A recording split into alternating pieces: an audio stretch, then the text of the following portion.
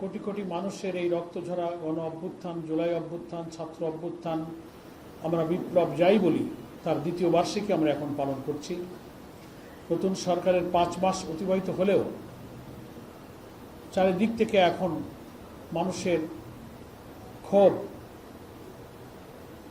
বঞ্চনা, জনদুর্ভোগ এত পরিমাণ বৃদ্ধি পেয়েছে যে এখন আপনারা হয়তো যারা গণমাধ্যম কর্মী, মিডিয়াতে আপনারা নজর রাখছেন, সরকারের উপদেষ্টা, মন্ত্রী, এমপিরা যারা যেখানে এই জুলাই অভ্যুত্থান উপলক্ষে যারা জুলাই সমাবেশ, শহীদ বা জুলাই যোদ্ধাদের প্রোগ্রামগুলোতে যাচ্ছেন, ম্যাক্সিমাম জায়গাতে অন্তত সোশ্যাল মিডিয়াতে যা দেখা যাচ্ছে তারা কিন্তু প্রশ্নের মুখে পড়ছেন, ক্ষোভ প্রকাশ করছেন, ভুয়া ভুয়া শব্দ উচ্চারণ করছেন, জবাব চাচ্ছেন জুলাই সনদ কেন বাস্তবায়ন হচ্ছে না। আজকে জনদুর্ভোগের লুটপাট, চাঁদাবাজি, রাহাজানি, খুন, অনৈতিকতা, অসামাজিকতা, মাদক, দলীয়করণ এবং ক্ষমতাসীন দলের প্রতিটি স্তরে স্তরে নতুন করে আবার সেই আগের ফ্যাসিবাদী যুগের মতো দুর্নীতি, দলীয়করণের একটা সিন্ডিকেট যেন চেপে বসেছে জাতির ঘাড়ে। তো সবগুলো বলতে গেলে অনেক সময় লাগে, আলাদা সাংবাদিক সম্মেলন লাগে। আজকে আমরা একেবারে জনজীবনের সবচেয়ে বড় সংকট এবং দুর্ভোগ, নগর জীবন দুঃসহ হয়ে উঠেছে, সেটা হচ্ছে গ্যাসের সংকট, দ্রব্যমূল্য বৃদ্ধি, বিদ্যুতের সীমাহীন লোডশেডিং যে জনদুর্ভোগ সৃষ্টি করেছে।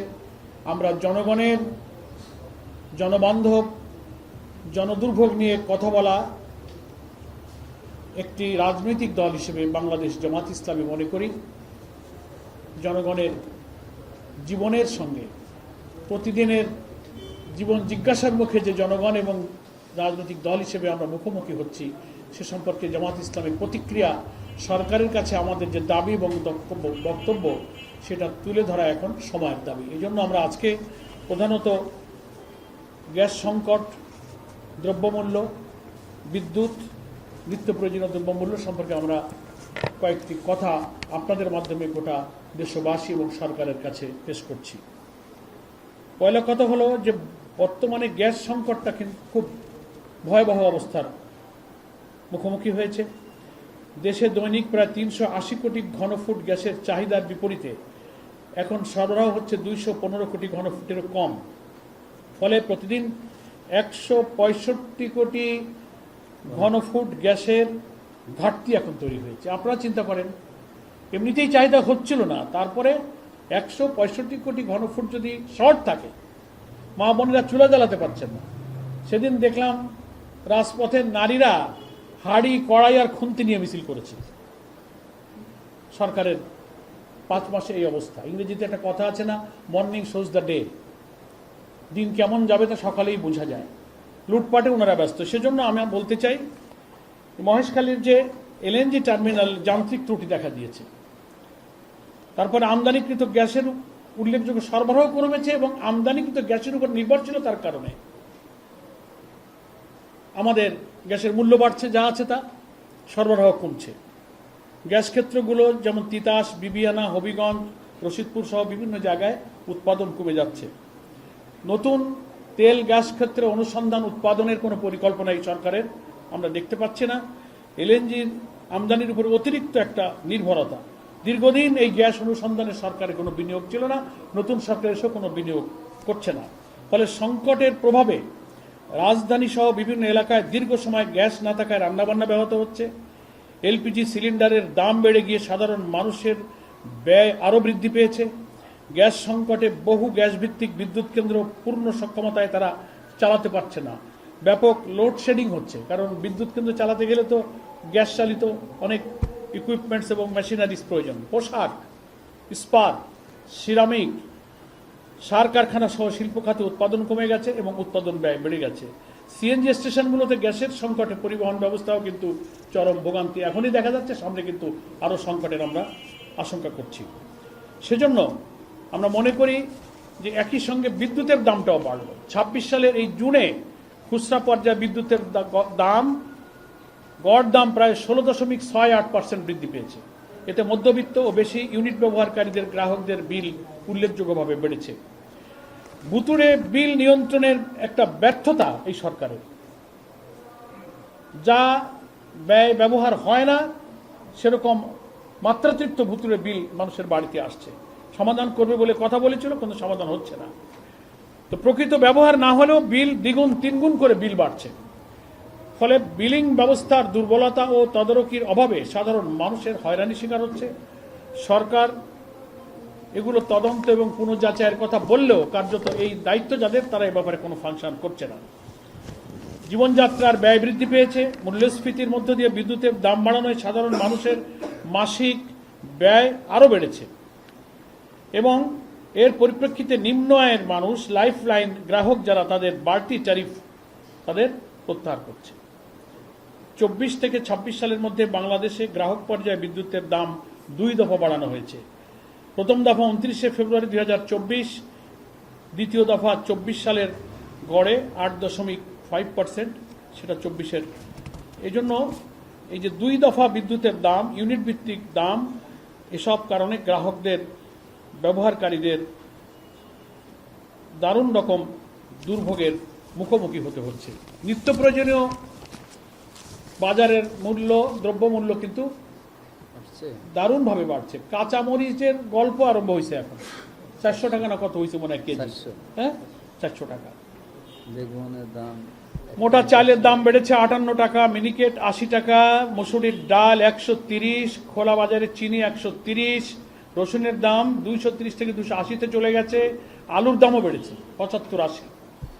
ফলে পেঁয়াজের দাম, এগুলো আপনাদের মাধ্যমে আমরা সরকারের কাছে বলবো যে সরকার এখন সংবিধান নিয়ে ব্যস্ত।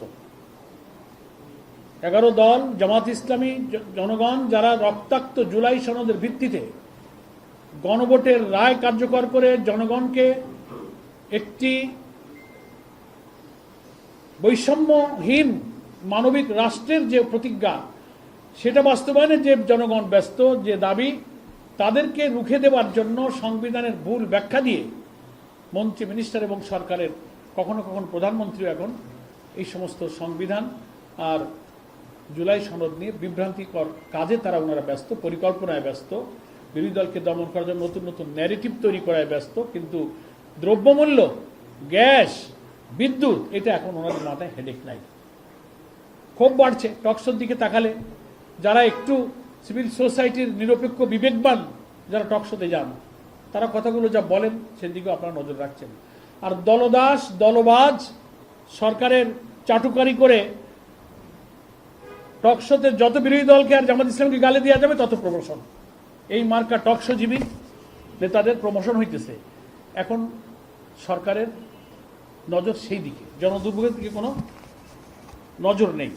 এই জন্য গ্যাসের এই তীব্র সংকটের কারণে ব্যবসা বাণিজ্য, শিল্প প্রতিষ্ঠান বন্ধ হওয়ার পথে। আমরা আজকে জামাত ইসলামের পক্ষ থেকে সরকারের কাছে জরুরি ভিত্তিতে পদক্ষেপ নিয়ে এই গ্যাস সংকট দূর করার জন্য, আমাদের গ্যাসের সংকট যেসব কারণে হলো, মহেশখালীর এলএনজি টার্মিনাল, যেখান থেকে আমদানিকৃত গ্যাস সরবরাহ করা হয়, সেখানকার যান্ত্রিক ত্রুটিটা খুব দ্রুত দূর করতে হবে। তা না হলে এটা হবে না। এবং যে সমস্ত গ্যাস ক্ষেত্র, তিতাস, বিবিয়ানা, হবিগঞ্জ, রশিদপুর সহ প্রধান গ্যাস ক্ষেত্রের উৎপাদন বাড়াতে হবে। এখানে বিনিয়োগ প্রয়োজন। এই জন্য বিদ্যুৎ সরবরাহটা নিরবিচ্ছিন্ন করতে হবে। সরকারের এইসব ব্যাপারে যারা এক্সপার্ট আছেন দেশের মধ্যে, বিশেষজ্ঞ আছেন, বিদ্যুৎ, গ্যাস, এসব ব্যাপারে এক্সপার্টদেরকে কাজে লাগাতে হবে। সরকার এখন দলীয় পদ পদবি একটু হোল্ড করলেই তার যোগ্যতা আছে আর কি নেই, তাকে একটা বড় বড় জায়গায় বসায় দিচ্ছে। তাদের জনজীবনের প্রয়োজনীয় ক্ষেত্রে যে দক্ষ, অভিজ্ঞ, যোগ্য, বিশেষজ্ঞ লোক প্রয়োজন, ওটা দরকার নাই। ছাত্র দলের নেতা ছিল, দিয়ে দাও অমুক জায়গায় ডেপুটি ডাইরেক্টর। বিএনপির অমুক কমিটির নেতা ছিল, দিয়ে দাও অমুক জায়গার সচিব। তো এরা তো বিএনপির পারপাস সার্ভ করবে, জনগণের পারপাস এরা সার্ভ করবে না। জনগণের গ্যাসের সংকট, বিদ্যুৎ আর দ্রব্যমূল্য, এদের চিন্তা হবে না। এই জন্য আমি মনে করি এই দলীয়করণের সর্বনাশা পথে হেঁটে আবার ফ্যাসিবাদের সেই পথ যেন বর্তমান সরকার না ধরে, সেখান থেকে ফিরে এসে জনগণের দুঃখ কষ্টের দিকে নজর দেন। জনজীবনের দুর্বিষহ হয়ে ওঠা এই গ্যাস সংকটকে আপনারা নিরসন করুন। বিদ্যুতের মূল্য কমাবার, বিদ্যুতের উৎপাদন বাড়াবার, গ্যাসের আমদানি নির্ভর গ্যাসের উপরে নির্ভর না করে গ্যাস উত্তোলন এবং গ্যাস ফিল্ডগুলোতে আপনারা বিনিয়োগ করুন। লুটপাট দুর্নীতি কমিয়ে এক্ষেত্রে আপনারা অর্থ বিনিয়োগ করুন। এটা আমাদের সরকারের প্রতি আবেদন, জনগণের প্রতি আমাদের আবেদন যে জনদুর্ভোগের ব্যাপারে আপনারা সোচ্চার থাকুন।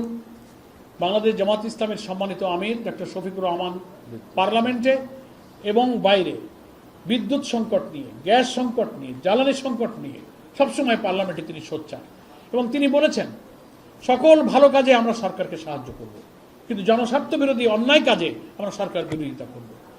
ফলে একটি দায়িত্বশীল বিরোধী দলের ভূমিকায় জামাত ইসলামী পার্লামেন্টে ভূমিকা পালন করছে।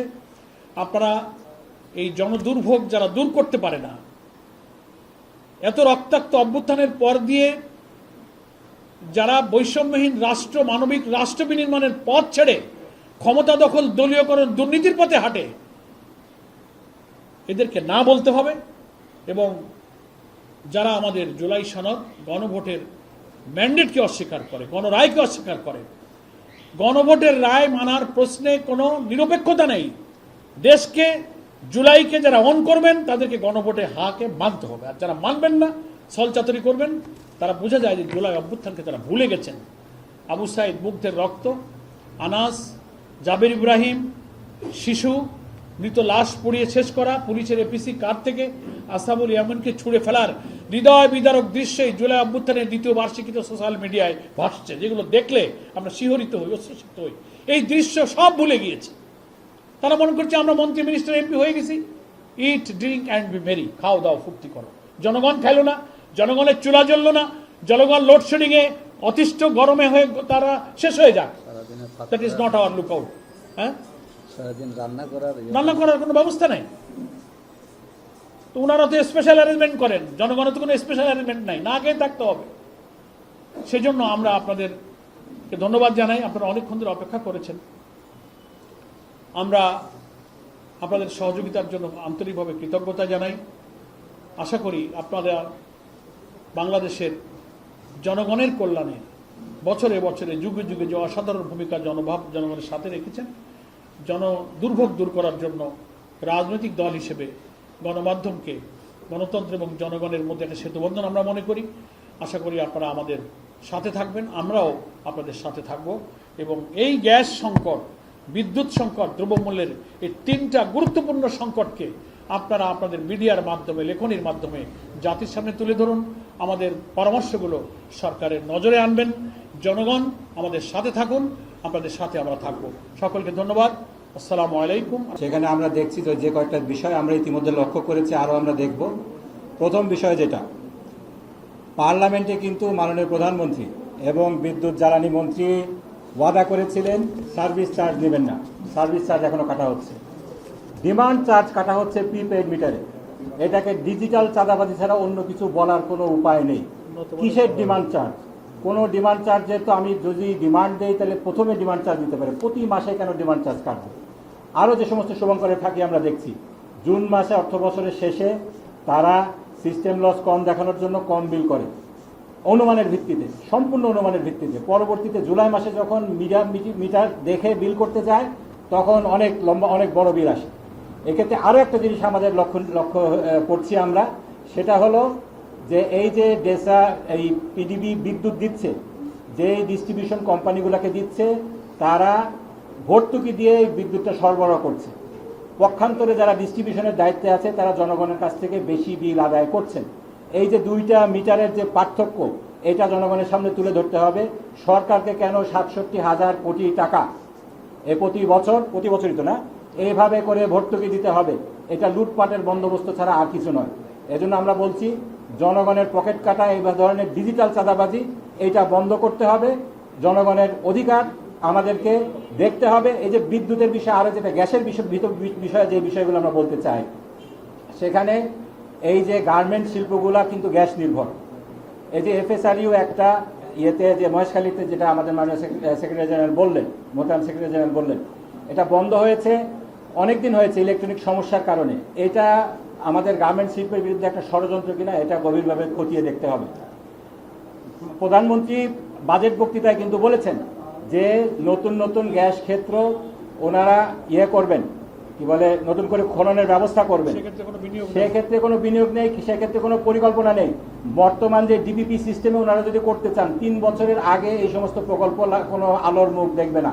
আমাদের কথা, গ্যাসের যে আমাদের সম্ভাবনা রয়েছে, এক্সপার্টরা বলছেন আমাদের পার্শ্ববর্তী দেশে 10টা কূপ খনন করা হলে এক জায়গায় গ্যাস পাওয়া যায়।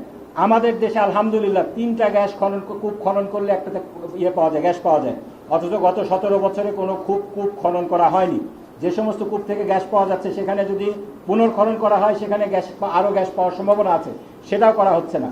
অবিলম্বে গ্যাস কেন্দ্রিক, জ্বালানি কেন্দ্রিক একটা জাতীয় নীতি করে এই সমস্ত বিষয়গুলো দ্রুততম সময়ের মধ্যে বাস্তবায়নের মাধ্যমে গ্যাস সংকট সমস্যা সমাধান, বিদ্যুতের সংকট সমাধান করা প্রয়োজন। আর ওই যে একটা আমাদের এমপি সাহেব বললেন সরকার পেমেন্ট দিচ্ছে, কুইক রেন্টাল পাওয়ার প্ল্যান্ট করছিল, এগুলো একেবারে অপচয়। এটা বন্ধ করা দরকার। বিদ্যুৎ বিভাগে নিযুক্ত কর্মচারীরা প্রচন্ড দুর্নীতিতে লিপ্ত।